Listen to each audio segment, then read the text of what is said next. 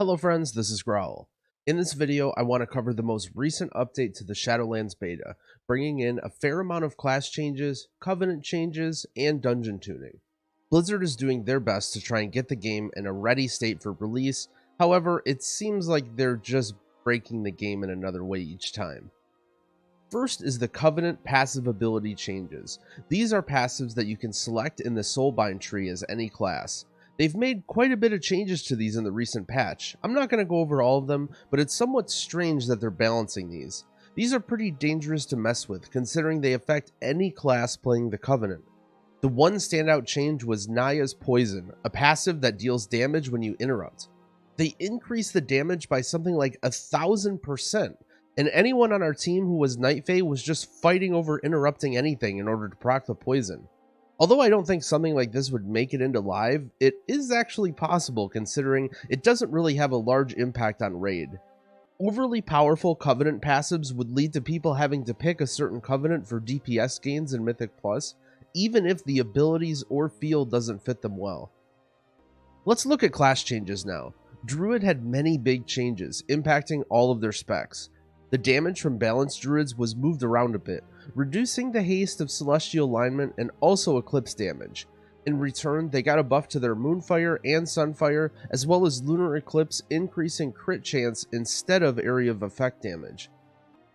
It's hard to measure exactly how this affects things, considering there's so many factors available, but the most common feedback about the Eclipse system of Boomkin is they just don't feel great to play, and often you end up getting Eclipses for the ability you don't want to be using in a given situation. Feral also had big changes. They added a period at the end of a Soulbind conduit. It really has to be a joke at this point. Poor Feral mains.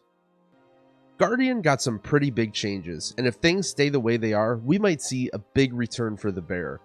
First, they added a passive, Infected Wounds, which makes your Mangle and Maul reduce the movement speed of their target. Although bears weren't necessarily bad at kiting, this gives them even more tools and helps reduce damage, especially when you are an Incarn and you can mangle multiple enemies.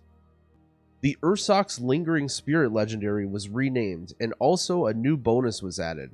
Thrash grants you an Absorb Shield for 100% of all damage it deals. In Mythic Plus, this is absolutely huge and will do insane amounts of self-healing.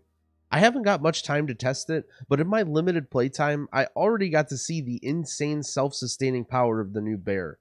This legendary alone was doubling the tank healing in big pulls, and would make bears essentially invulnerable during Incarn. Although I'm happy with bear getting some love, I would have preferred it be added to the base kit instead of being a legendary. This legendary is a passive after all, so it's not that fun to use, and if it's single-handedly making bear strong in Mythic Plus, as a Guardian Druid you'll never be able to experiment or try some of the other legendaries because this one is just too good. There were a few small general druid changes as well. Moonfire and Sunfire were both buffed and damaged by a decent amount. I think this is a good idea. The Moonfire buff especially is a nice single target increase for all druid specs. Two of the druid covenant abilities were changed as well. Kindred Empowerment, the Kyrian ability, was taken off the GCD. This was definitely one of the most underwhelming options for druids, so it's good to see it get a little bit of love, since it might have some neat uses. The Venthyr ability, Ravenous Frenzy, also had the penalty damage reduced significantly. Ravenous Frenzy increases your damage, healing, and haste, but if you don't cast spells for the entire duration, you would take a large amount of damage and get stunned. This was a neat idea, but way too punishing, especially when you get to high levels of haste and you just end up one-shotting yourself with it if you get stunned or even just misclick or something near the end of it. Protection Paladins got some somewhat significant damage nerfs. Their top Mythic Plus legendary right now, Bulwark of the Righteous Fury, got its damage cut by 25%. Punish the Guilty, a popular potency conduit as well, also got its damage bonus cut in half. Prot Paladins on the beta were doing standout damage among all tanks and seemed like they were a candidate for a nerf. Unfortunately, I think what made them cool was they were a bit squishier, so it took more finesse and careful play to be doing that super high damage, especially in difficult content. If they're going to lower the damage for prop paladins, I'd like to see some more survivability buffs to help them. but it's difficult to say how much these nerfs will affect the damage without more testing. Retribution had some potency conduits buffed as well, increasing the damage of many abilities. Each spec has 4 specific potency conduits, and I'm guessing as we get closer to release, Blizzard will opt to lean more towards tuning conduits instead of class abilities. They will give an easy, sliding scale where you can increase or decrease a spec's damage without altering the main abilities too much. Although I hope they can use these tools now, conduits have only just been recently fixed on the beta, so there's been very little to no testing on the viability of them until now. I'll be looking forward to more changes like this for unpopular specs like Retribution or Enhancement to hopefully bring their damage up to a level where they can be more competitive.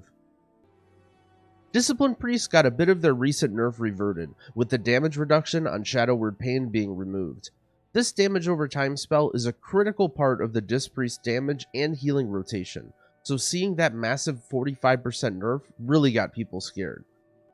I think Discipline will still be reasonably competitive with the other healing specs and dungeons and definitely viable, as their solid mix of damage, healing, and utility is a perfect fit for Mythic Plus. Another small change though is that Crystalline Reflections damage was reduced significantly. This was a strong legendary for damage after the Shadow Word Death legendary was nerfed. I ran some dungeons with this and I can agree it felt like it was doing too much for too little effort, and I was happy to see it brought back a notch.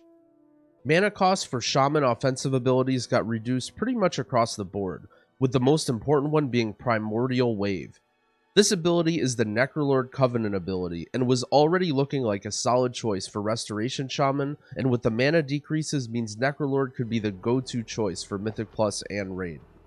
This is a cool ability because it allows you to use it both offensively and defensively, and gives you a boost of group healing that isn't necessarily dependent on players being stacked together. Next, I want to talk about some dungeon changes. I'm happy to see them putting some love into dungeon balancing, and I really hope that all 8 dungeons get released in a reasonable state. As a player who primarily does Mythic Plus content, I'm definitely worried that going from 12 dungeons in BFA to 8 in Shadowlands will end up getting repetitive very quickly, especially if one or more of these dungeons end up being much more difficult than the rest. The second boss in Halls of Atonement's stone-shattering leap damage was decreased and now puts a dot on you instead. This is a really silly change and completely ignores what was bad about the encounter. It's inevitable that this mechanic will one-shot players, and also it has curses involved, so if you're a healer that can't remove curses, you probably just aren't going to get invited to halls unless they have a DPS that can dispel. The canisters in Plaguefall also had their damage reduced. Although many dislike Plaguefall, I actually think the canisters are a cool mechanic and take a bit of skill to execute properly. One major problem though was they did too much damage and you could use them to instantly kill huge enemies or even the prideful affix. They also nerfed some of the insanely dangerous mechanics in Sanguine Depths, like the Overseer's Overbearing Presence aura and the third boss's Right of Supremacy. The third boss in Sanguine Depths was looking to be the hard boss in Mythic Plus that would test the planning and skill of healers, so it's not a surprise to see it get toned down a bit. And last but not least, non-Druid healers rejoice. In an earlier video, we speculated that there would be no engineering battle res item. However, in the most recent build, we see the item Disposable Spectra...